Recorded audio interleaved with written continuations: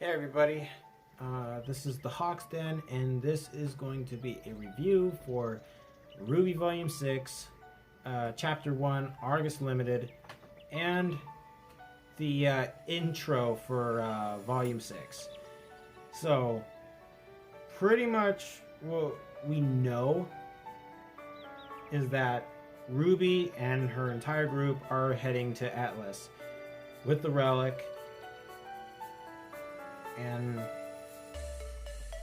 on their way, waiting to board the train, they're just reminiscing as a group.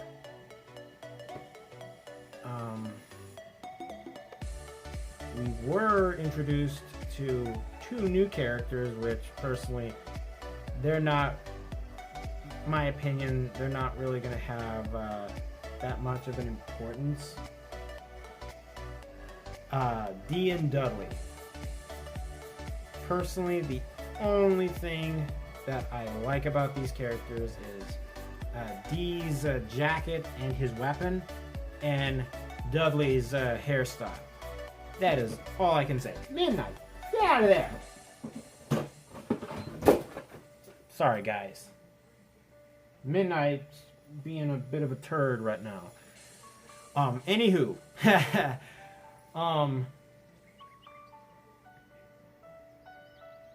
What was I saying? Oh yeah, Dee and Dudley. Pretty much when we were introduced with these two new characters, apparently they were just trying to shake down passengers that are going to be on the Argus Limited for protection, which personally unbecoming of huntsmen, and they look tough, but judging by their demeanor, personalities, and whatnot, these guys probably couldn't hold their own in a fight with Grimm. They just get their asses handed to them. Excuse my language. But Crow was able to ward them off. Thank goodness. After they got on the train, I did notice another character that I thought was pretty interesting, and I was a little suspicious of her, or a little curious, which I did not know her name at the time, but during the credits, it did say a name that I was very unfamiliar with, but it said Maria Calavera. So I'm going to assume that's what her name is. As a matter of fact, at first, when I saw her on the trailer, I thought that she was the Winter Maiden. But this was during the trailer, though. I thought she was going to be a woman during, like, maybe her 20s or 30s, or around RWBY's age. She is the Winter Maiden, and she just so happened to be on the same train as RWBY and her group. But after seeing her on the premiere, seeing that she was a lot more older than I had predicted, I thought to myself, maybe she is a Winter Maiden. But a little bit on that regarding the intro. But anywho,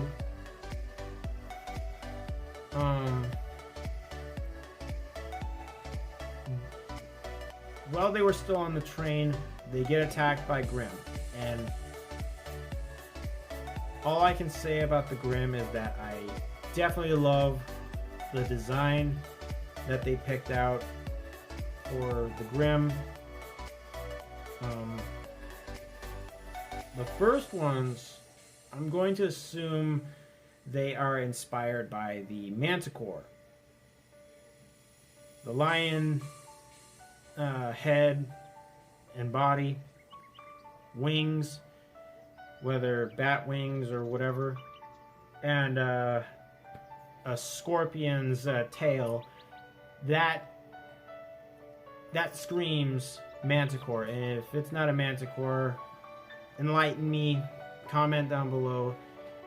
But the one Grimm that I was a little iffy about. I was trying to figure out what this thing was. It was a lot more larger than the manticores. It seemed to have control over the manticores. But I don't know if this is just me, but if anyone saw the look of the poster for Volume 6, and you see the Grimm right beside Salem, I don't know if it's just me, but the Grimm on the premiere of Volume 6 and the poster, like the way their face looks, it looks like a resemblance to me. I don't know if I'm wrong. I may be wrong. I may be right. But I just thought I'd throw that out there.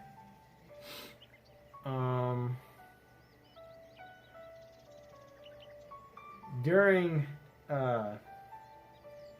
the fight, and with all the passengers scared from all the commotion,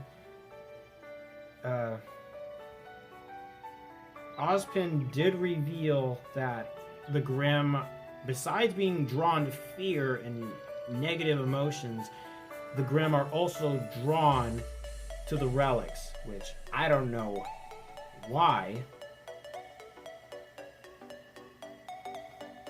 Perhaps they'll explain that a little later throughout the series. But I'm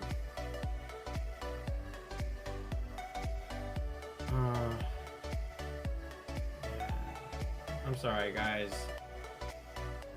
My mind is in shambles. But they did manage to separate the cars, the train cars. Of course, Jean, Ren, Nora, they kind of split up from Ruby, Weiss, Yang, and Blake, and Crow. So, just to keep the Grimm on them while Jean and the rest of Team Juniper were able to get the passengers to Argus. But after the end of the fight, Ruby's side of the train did get derailed. And yeah, everybody is a little beat up from being derailed. And then lo and behold, that same lady just pops up again. She stayed behind. So I'm rather curious about what her story is. And why did she stay behind?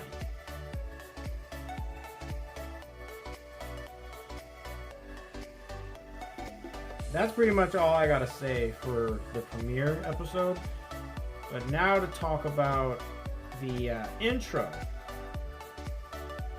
The first thing that caught my eye was Yang and Blake. It seems like there's still a bit of tension between the both of them. Maybe Yang is still, maybe she's still a little upset with Blake leaving after the fall of Beacon. And it seems like Blake, and I also noticed this during the episode, that she was, I don't know, it seemed like she was,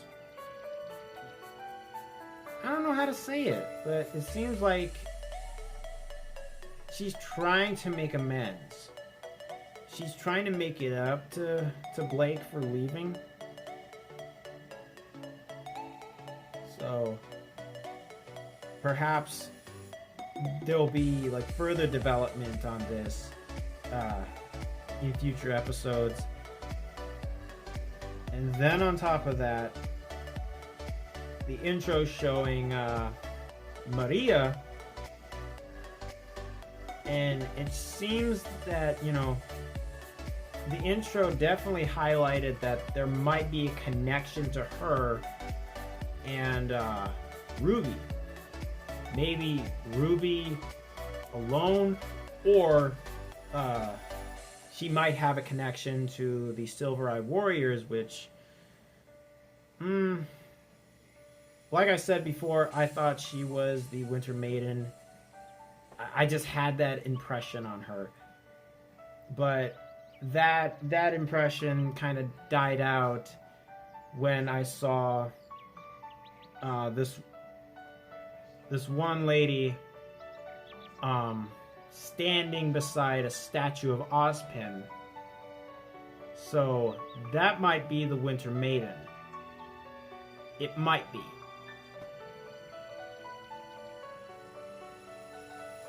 And another thing that I noticed was this mystery woman. She's walking in a crowd of people, and next thing you know, you see a bowler hat drift in the wind. And I thought to myself that was Nora. That might be like a little bit of foreshadowing that Nora, or Neo. Why did I say Nora? Neo might be coming back. But we see this hooded figure again, and I was seeing her weapon of choice. I don't know if you can see the picture that well, but the way the weapon is shaped, it reminds me of Cinder's weapon back during the finale of Volume 5. So maybe Neo decided to change her weaponry, or it might be Cinder. Maybe Cinder survived. It's hard to say, because a lot of people are saying that Cinder did not die during the fight with her and Raven. Personally, I thought, Cinder got frozen and she just fell so far down, and she had to have hit solid ground and shattered to pieces. But we did not see her die. We did not hear anything. We didn't hear ice shatter. Nothing. So I don't know. I guess we'll find out in the next episode, maybe. I'm hoping. And we also got a sneak peek of what to expect with like Ozpin's situation. Seeing all these different individuals, 3 other individuals, and then you see Ozpin at the end. So I'm going to assume that these men are the past lives before Ozpin. And then speaking of Ozpin and Oscar, well, mainly Ozpin, it seems like Ozpin is still hiding a few things from the rest of the group. Even though after he agreed that, he promised that he would no longer keep any half-truths, no more lies. But it seems like I'm under the impression that he is still hiding something. He is still hiding something. And whatever they are, we might find out about them in this episode. Or shoot, I don't even know. I don't know if this is like the final season, or final volume, or if they are going to do another volume after this, because so far they only have one relic, the Relic of Knowledge. The relic in Beacon is still there. Then of course there's the relic in Atlas, and then there is the relic in Vacuo. So like, we don't know if Salem has any of the other relics, or if any of the other maidens are alive. We know about Raven being the Spring Maiden, and she just disappeared. And I can't remember. I think she went. She went to Tai Yang. I don't know if she is gonna try to redeem herself regarding, like, with Tai, or I highly doubt she's gonna try and start trouble, but maybe she's gonna try and make amends, especially after her mother-daughter outing. So it's hard to say, like, if we'll ever be seeing Raven in this volume or in the future. But the only other maidens that we do not know of are the Winter and Summer Maiden. Those are the only two that we don't know of. So, I don't know, guys. All I can say is that the premiere, it was good.